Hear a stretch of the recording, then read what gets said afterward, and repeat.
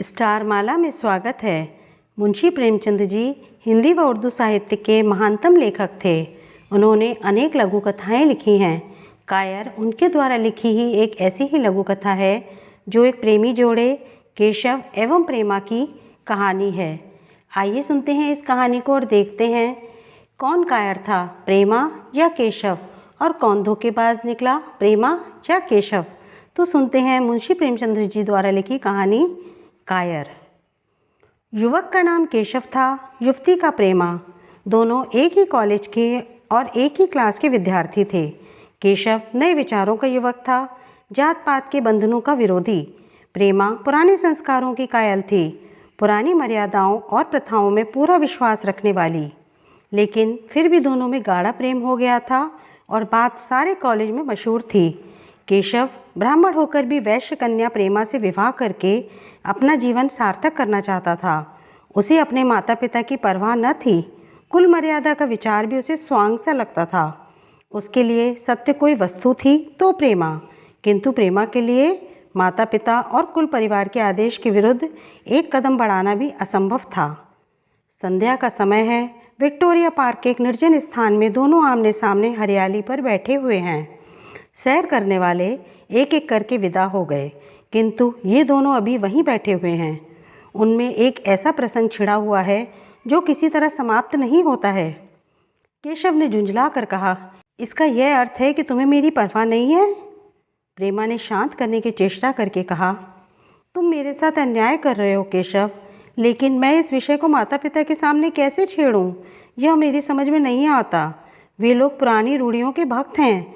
मेरी तरफ से कोई ऐसी बात सुनकर उनके मन में जो जो शंकाएं होंगी उनकी कल्पना कर सकते हो। केशव ने उग्र भाव से पूछा, तो तुम भी उन्हीं पुरानी रूढ़ियों के गुलाम हो? प्रेमा ने अपनी बड़ी बड़ी आंखों से मृदु स्नेह भर कर कहा, नहीं, मैं उनके गुलाम नहीं हूँ, लेकिन माता पिता की इच्छा मेरे लिए और सब चीज़ों से अधिक मान्य है। केशव बोले, तुम्हारा व्यक्तित्व कुछ नहीं है? प्रेमा बोली, ऐसा ही समझ लो। केशव ने कहा, मैं तो समझता था कि वे ढकोसले मूर्खों के लिए ही हैं, लेकिन अब मालूम हुआ कि तुम जैसी विदुषियाँ भी उनकी पूजा करती हैं। जब मैं तुम्हारे लिए संसार को छोड़ने को तैयार हूँ तो मैं तुमसे भी यही आशा करता हूँ। प्रेमा ने मन में सोचा, मेरा अपनी देह पर क्या अधिकार है? जिन माता पिता ने अपने रक्त से मेरी सृष्टि की है और अपने स्नेह से मुझे पाला है, उनकी मर्जी के खिलाफ कोई काम करने का मुझे कोई हक नहीं। उसने दीनता के साथ केशव से कहा, क्या प्रेम स्त्री और पुरुष के रूप ही में रह सकता है, मैत्री के रूप में नहीं? मैं तो प्रेम को आत्मा का बंधन समझती हूँ। केशव ने कठोर भाव से कहा, इन दार्शनिक विचारों से तुम मुझे पागल कर दोगी प्रेमा। बस इतना ही समझ लो कि मैं निराश होकर जिंदा नहीं रह सकता। मैं प्रत्यक्षवादी हूँ और कल्पनाओं के संसार में अप्रत्यक्ष का आनंद उठाना मेरे लिए असंभव है। यह कहकर उसने प्रेमा का हाथ पकड़कर अपनी ओर खींचने की चेष्टा की। प्रेमा ने झटके से हाथ छुड़ा लिया और बोली, नहीं केशव, मैं कह चुकी हूँ कि मैं स्वतंत्र तो नहीं हूँ। तुम मुझसे वह चीज़ न मांगो जिस पर मेरा कोई अधिकार नहीं है। केशव को अगर प्रेमा ने कठोर शब्द कहे होते तो भी उसे इतना दुख न होता। एक क्षण तक वह मन मारे बैठा रहा, फिर उठकर निराशा भरे स्वर में बोला, जैसी तुम्हारी इच्छा, और आहिस्ता आहिस्ता कदम उठाता हुआ वहाँ से चला गया। प्रेमा अब भी वहीं बैठी आंसू बहाती रही। रात का भोजन करके प्रेमा जब अपने माँ के साथ लेटी तो उसकी आंखों में नींद न थी। केशव ने उसे एक ऐसी बात कह दी थी जो चंचल पानी में पड़ने वाली छाया की तरह उसके दिल पर छाई हुई थी। प्रति क्षण उसका रूप बदलता था। वह उसे स्थिर न कर सकती थी। माता से इस विषय में कुछ कहे तो कैसे? लज्जा मुँह बंद कर देती थी। उसने सोचा, अगर केशव के साथ मेरा विवाह न हुआ तो उस समय मेरा कर्तव्य क्या होगा? अगर केशव ने कुछ उद्दंडता कर डाली तो मेरे लिए संसार में फिर क्या रह जाएगा? लेकिन मेरा बस ही क्या है? इन भांति भांति के विचारों में एक बात जो उसके मन में निश्चित हुई वह यह थी कि केशव के सिवा अब वह किसी और से विवाह न करेगी। उसकी माता ने पूछा, क्या तुझे अब तक नींद न आई? मैंने तुझसे कितनी बार कहा है कि थोड़ा बहुत घर का कामकाज कर लिया कर, लेकिन तुझे किताबों से फुर्सत ही नहीं मिलती। 4 दिन में तू पराए घर चली जाएगी। कौन जाने कैसा घर मिले। अगर कुछ काम करने की आदत न रही तो कैसे निभा होगा तेरा? प्रेमा ने भोलेपन से कहा, मैं पराए घर जाऊंगी ही क्यों माँ? माता ने मुस्कुराकर कहा, लड़कियों के लिए यही तो सबसे बड़ी विपत्ति है बेटी। माँ बाप की गोद में पलकर ज्यों ही सियानी हुई दूसरों की हो जाती हैं। अगर अच्छा प्राणी मिल गया तो जीवन आराम से कट गया, नहीं तो रो रो कर दिन काटने पड़ते हैं। सब कुछ भाग्य के अधीन है। अपनी बिरादरी में तो मुझे कोई घर नहीं भाता, कहीं लड़कियों का आदर नहीं, लेकिन करना तो बिरादरी में ही पड़ेगा। न जाने यह जात पात का बंधन कब टूटेगा। प्रेमा डरते डरते बोली, कहीं कहीं तो बिरादरी के बाहर भी विवाह होने लगे हैं। उसने कह तो दिया, लेकिन उसका हृदय कांप रहा था कि माताजी कुछ भांप ना जाएं। माता ने विस्मय के साथ पूछा, क्या हिंदुओं में ऐसा हुआ है?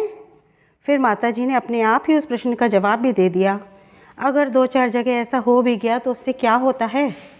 प्रेमा ने उसका कुछ जवाब न दिया। भय हुआ कि माता कहीं उसका आशय न समझ जाएं। उसका भविष्य एक अंधेरी खाई की तरह उसके सामने मुंह खोले खड़ा था, मानो उसे निगल जाएगा। उसे न जाने कब नींद आ गई। प्रातःकाल प्रेमा सोकर उठी तो उसके मन में एक विचित्र साहस का उदय हो गया था। सभी महत्वपूर्ण फैसले हम आकस्मिक रूप से कर लिया करते हैं, मानो कोई देवी शक्ति हमें उनकी ओर खींच ले जाती है। वही हालत प्रेमा की थी।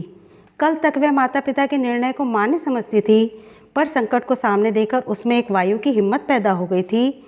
जिसके सामने कोई पर्वत आ गया हो, वही मंद वायु प्रबल वेग से पर्वत के मस्तक पर चढ़ जाती है और उसे कुचलती हुई दूसरी तरफ जा पहुंचती है।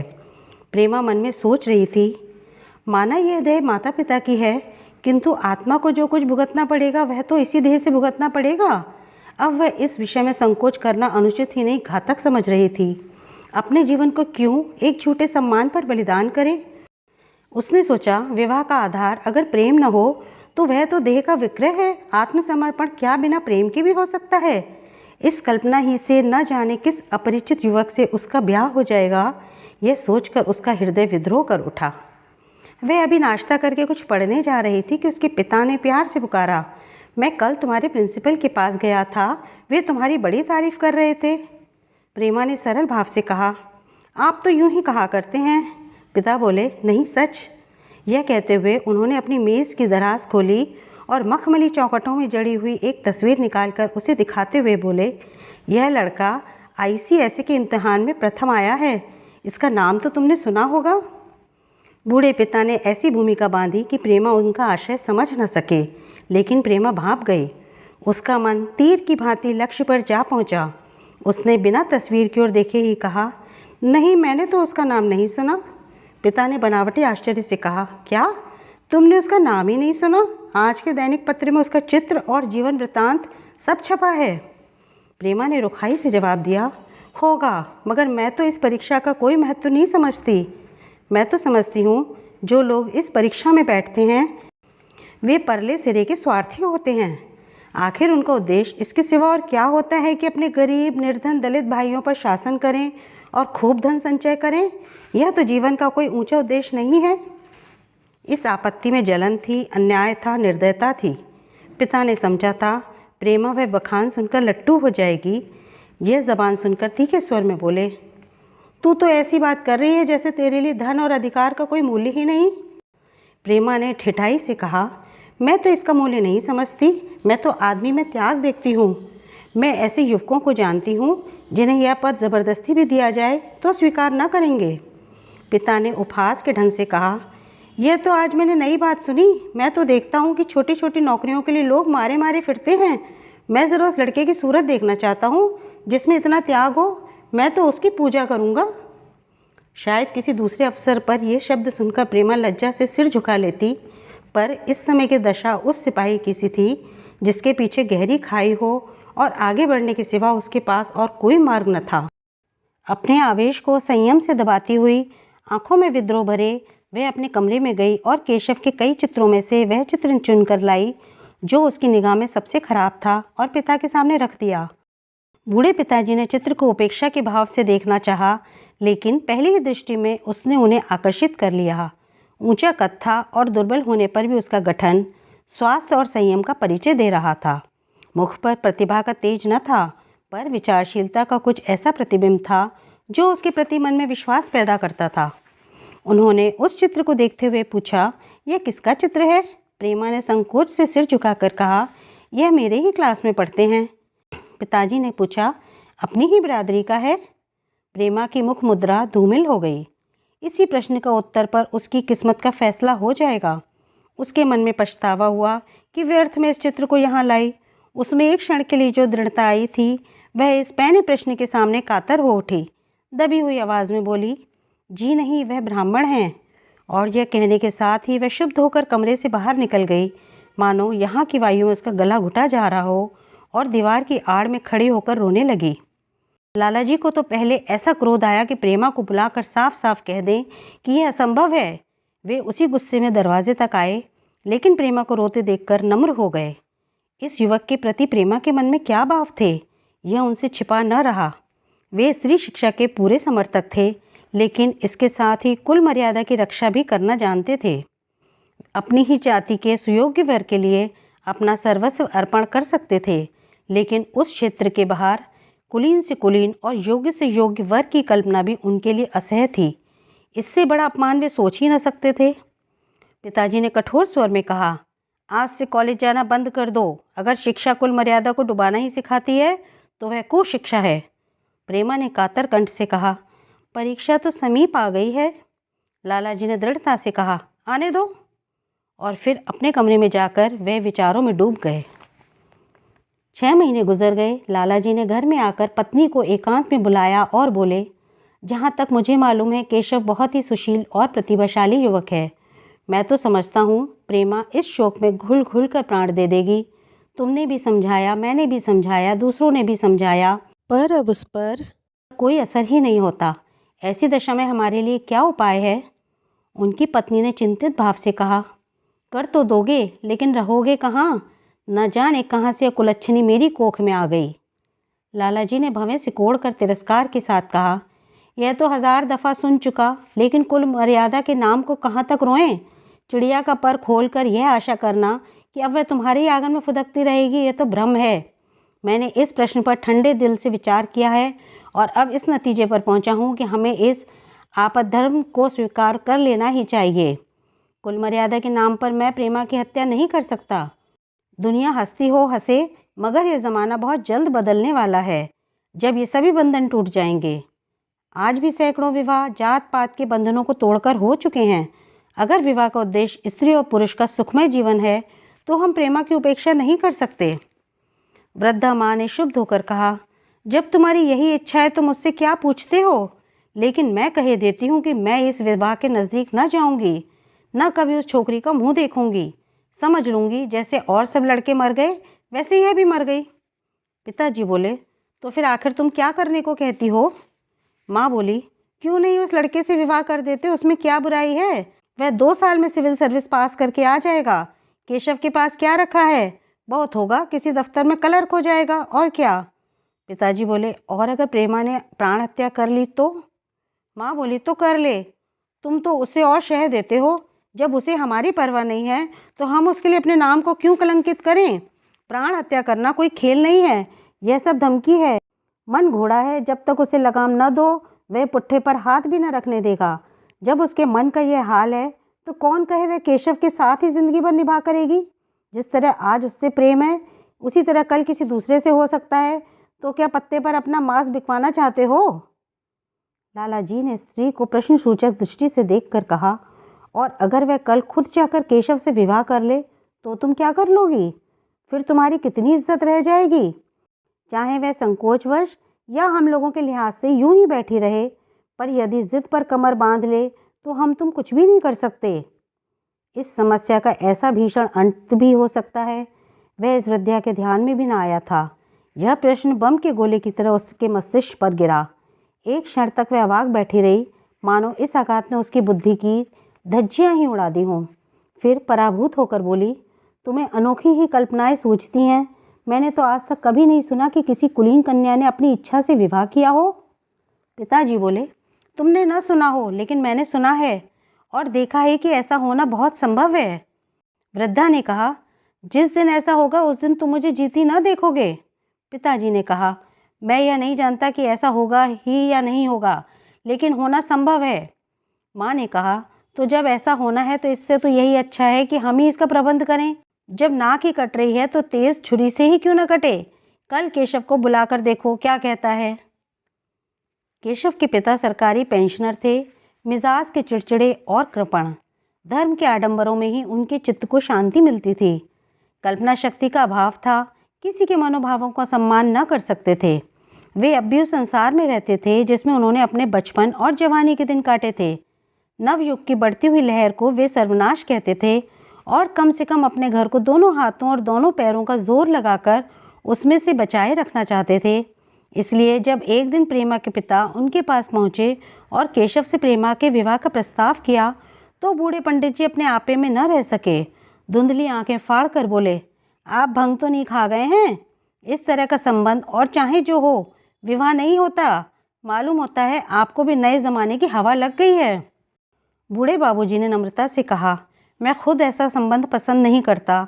इस विषय में मेरे विचार वही हैं जो आपके हैं, पर बात ऐसी आ पड़ी है कि मुझे विवश होकर आपकी सेवा में आना पड़ा।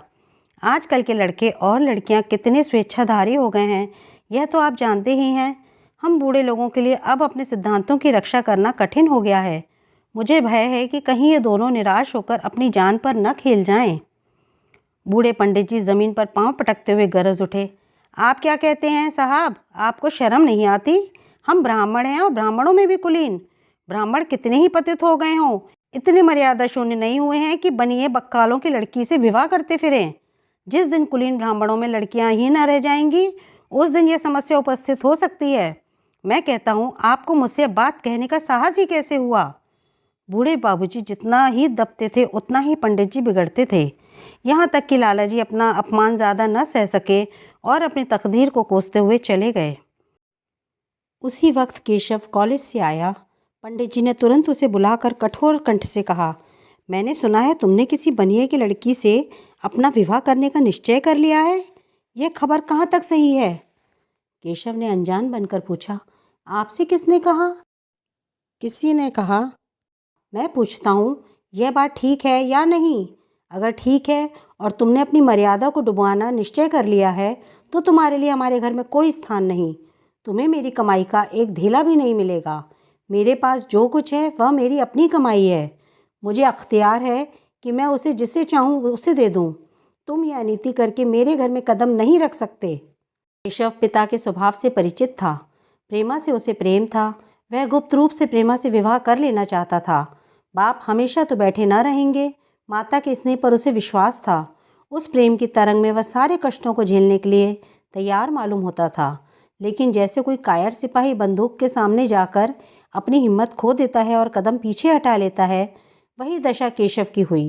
वह साधारण युवकों की तरह सिद्धांतों के लिए बड़े बड़े तर्क कर सकता था, ज़बान से उनमें अपनी भक्ति की दुहाई दे सकता था, लेकिन इसके लिए यातनाएं झेलने की सामर्थ्य उसमें न थी।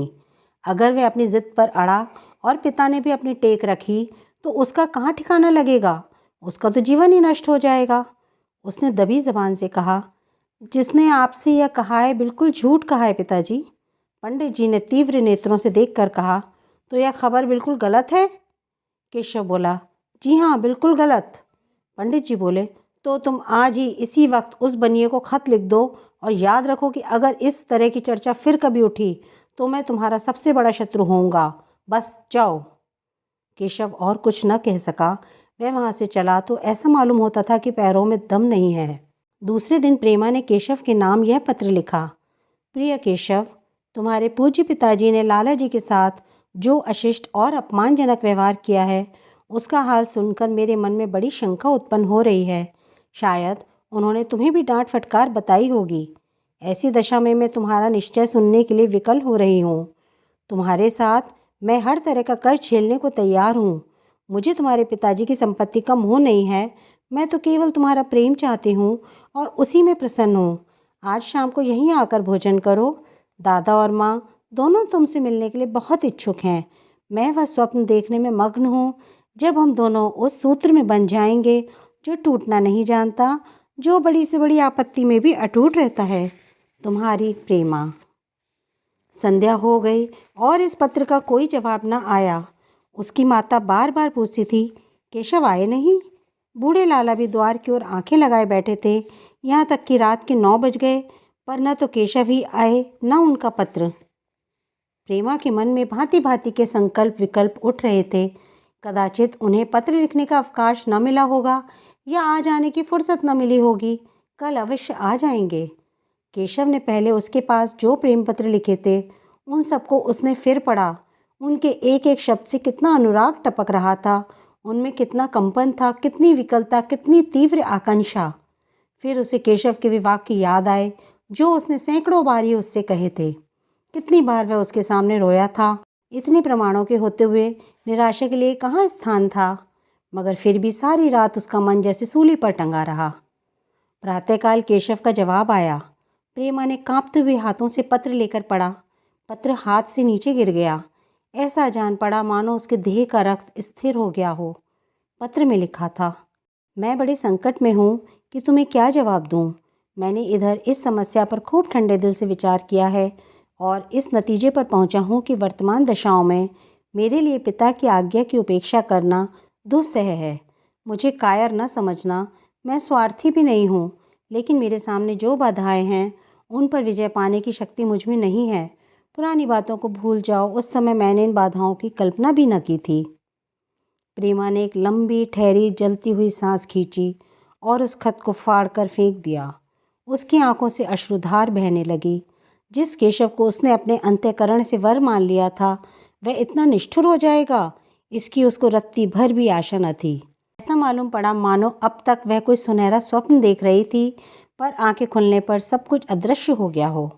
जीवन में जब आशा ही लुप्त हो गई तो अब अंधकार के सिवा और क्या रहा। अपने हृदय की सारी संपत्ति लगाकर उसने एक नाव लदवाई थी, वह नाव जलमग्न हो गई। अब दूसरी नाव कहाँ से लदवाए। अगर वह नाव डूबी है तो उसके साथ ही वह भी डूब जाएगी। माता ने पूछा, क्या केशव का पत्र है? प्रेमा ने भूमि की ओर ताकते हुए कहा, हाँ, उनकी तबीयत अच्छी नहीं है। इसके सिवा वह और क्या कहे माँ से। केशव की निष्ठुरता और बेवफाई का समाचार कहकर लज्जित होने का साहस उसमें न था। दिन भर वह घर के काम धंधों में लगी रही, मानो उसे कोई चिंता ही नहीं है। रात को उसने सबको भोजन कराया, खुद भी भोजन किया और बड़ी देर तक हारमोनियम पर गाती रही। मगर सवेरा हुआ तो उसके कमरे में उसकी लाश पड़ी हुई थी। प्रभात की सुनहरी किरणें उसके पीले मुख को जीवन की आभा प्रदान कर रही थीं। मुंशी प्रेमचंद जी की लिखी हुई यह मार्मिक कहानी आपको कैसी लगी, नीचे कमेंट बॉक्स में ज़रूर लिखिएगा। इस वीडियो को please like, share and subscribe ज़रूर कीजिएगा। फिर मिलते हैं किसी अन्य कहानी के साथ। तब तक के लिए खुश रहिए, स्वस्थ रहिए।